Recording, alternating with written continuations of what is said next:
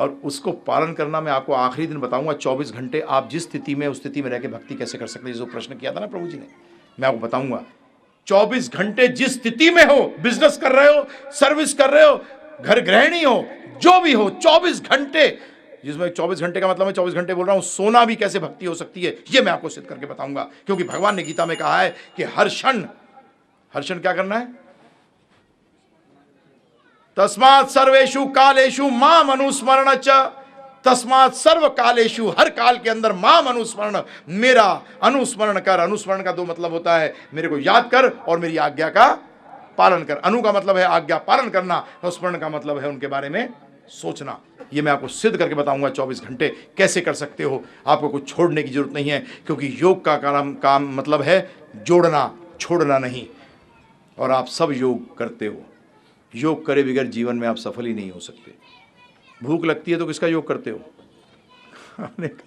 अज्ञान में होते हो तो किसका योग करते हो? ज्ञान। प्रभु जी योग करे बगैर तो जीवन चल ही नहीं सकता। परंतु गीता वो योग बताती है जिसमें कि सारे योग अपने आप ही इंक्लूडेड हो जाते हैं। अभी तो आपको अलग अलग जगह को योग करके तब जाके मिलता है, तब आप में कुछ आनंद आता है। परंतु यहाँ ऐसा योग बता देते हैं, गीता के अंदर ऐसा योग बता दिया गया है कि सब कुछ सही हो जाएगा। और जो ये योग शिविर लग रहे हैं, ये योग नहीं है, स्वास्थ्य शिविर हैं। यहाँ लोग योग के लिए नहीं जा रहे प्रभु जी, यहाँ लोग किस लिए जा रहे हैं? स्वास्थ्य के लिए। तो झूठ बोलते हैं जब योग शिविर बुलाते हैं। इसको योग शिविर ना बुलाएं, क्या बुलाएं प्रभु जी? स्वास्थ्य शिविर। योग का मतलब तो भगवान से जुड़ना है। वो तो मेरे ख्याल से जो खुद बता रहे हैं उनको भी नहीं पता कि भगवान से कैसे जुड़ना है। और कृष्ण भगवान को योगेश्वर कहा गया है, तो उसका मतलब उन्हीं से सीखे, तो उससे और कोई बात बढ़िया। पतंजलि को भी योगेश्वर नहीं कहा गया। योगेश्वर किसको कहा गया?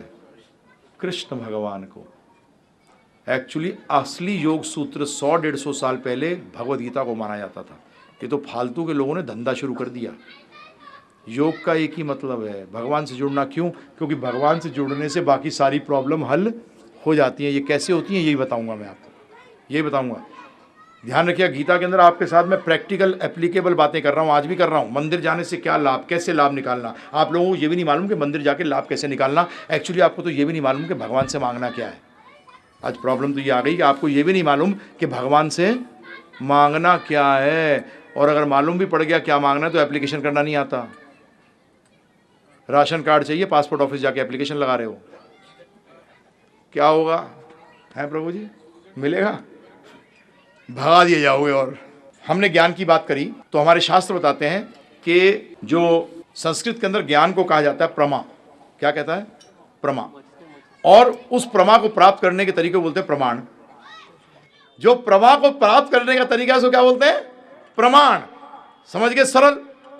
संस्कृत में ज्ञान को क्या बोलते हैं? प्रमा। और उसको प्राप्त करने के तरीके को क्या बोलते हैं? प्रमाण। तो अब ध्यानपूर्वक सुनिए, प्रमाण वो है जिससे कि सत्य को जाना जाता है। अब एक चीज समझ लीजिएगा, सत्य कभी कड़वा नहीं होता। आप कहोगे हमने तो ये सुना है कि सत्य कड़वा होता है। नहीं, सत्य कभी कड़वा नहीं होता, क्योंकि सत्य दूसरा नाम है कृष्ण। और कृष्ण कभी कड़वे नहीं है, क्योंकि वेदांत सूत्र कहती है आनंदमयो अभ्यासात, के भगवान तो आनंद के पुंज हैं, तो कड़वे हो कैसे सकते हैं। आप कहोगे फिर प्रभु जी सत्य कड़वा क्यों लगता है? सिंपल उदाहरण समझिए। व्यक्ति बहुत बीमार है प्रभु जी, बुखार से पीड़ित है, 10-12 दिन हो चुके हैं बुखार चढ़ते लगातार लगा हुआ है। उसके सामने आप 56 किस्म के बहुत बड़े व्यंजन देते हो लाके, वो खाएगा, उसको अच्छा लगेगा खराब लगेगा? व्यंजन खराब है कि उसमें गड़बड़ है? और वो क्या कहता है? खाना बेकार है। आप समझ जाते हो खाना बेकार नहीं, ये बेकार है। इसी तरीके से हम अभी बीमार हैं, इसलिए हमें सत्य जो है क्या लगता है?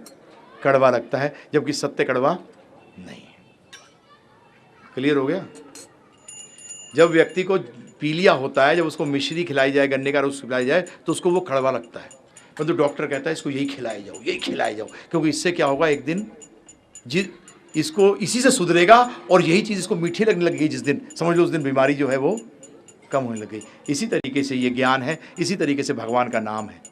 शुरू में बड़ी मुश्किल होती है प्रभु जी, क्योंकि हम इतने ज़्यादा पीड़ित हैं इस रोग से, भव रोग से इतने पीड़ित हैं कि हमें नहीं। और अब मैं बोलूँगा कई चीज़ें, ध्यान रखिएगा। हमारे गुरु महाराज श्रील प्रभुपाद जी ने हमें आज्ञा दी थी कि सत्य बोलना, सिर्फ लोगों को अच्छा लगे या बुरा, क्योंकि डॉक्टर नहीं देखता कि व्यक्ति को चीरा लगाने से अच्छा लग रहा है या बुरा। जब चीरा लगाना है तो चीरा मतलब समझ गए, काटना।